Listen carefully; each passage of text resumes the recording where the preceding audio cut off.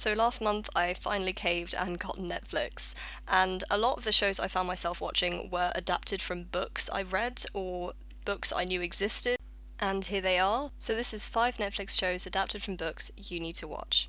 So first up, I've got Anne with an E, which, oh my gosh, this is a beautiful period drama. Me and my mum loved watching this. This is probably the most wholesome, feel-good show I've watched in years, although having said that, it is a period drama, so there are some dramatic moments, but for the most part it is honestly just so wholesome.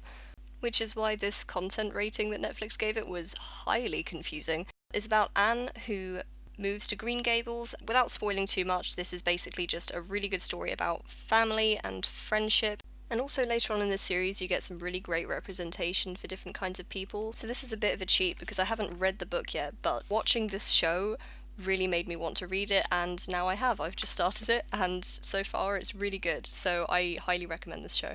Next up, I've got A Series of Unfortunate Events. Now, I loved reading these books as a kid. They were very funny, very dark, so this is a dark comedy, I think would be the best way to describe this series. Some of you might have watched the film with Jim Carrey. There's a bit of a debate as to who did it better, but honestly, I don't really mind. Both of them are really good. I think this series captures the dark comedic tone from the books. It's roughly 2 hours per book, so it doesn't leave too much out and it's able to flesh out the whole story. Also, this show has a really catchy intro song. I really wish I could include it here, but for copyright reasons I can't. You'll just have to look it up or watch it. It's really good.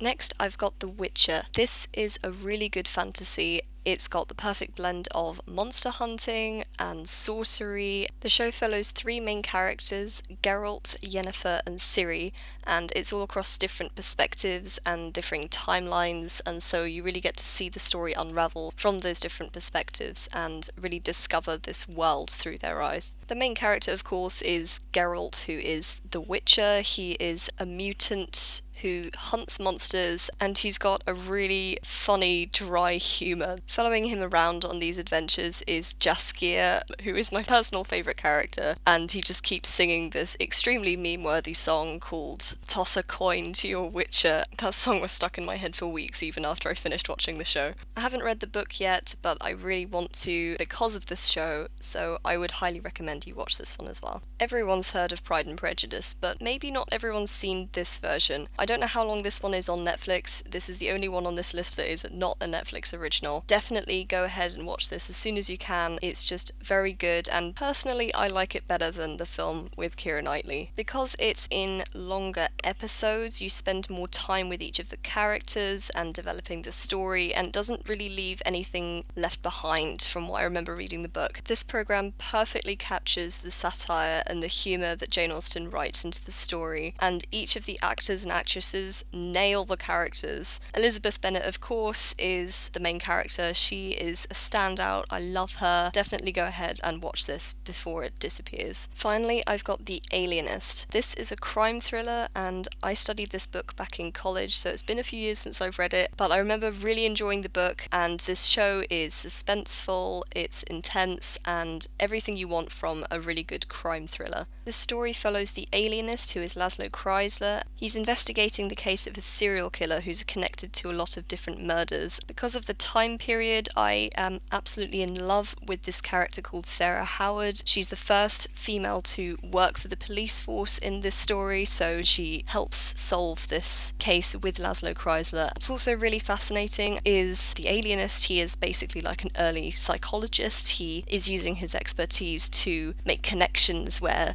beforehand these connections wouldn't have really mattered to people investigating this type of a case, and it's just a fascinating insight into the human psyche. So for any intense crime thriller fans out there, this is definitely the show for you, although my goodness, the Netflix rating, yikes. So there you have it. That was 5 Netflix shows adapted from books that you should watch. I hope you've enjoyed, and thank you for watching this video.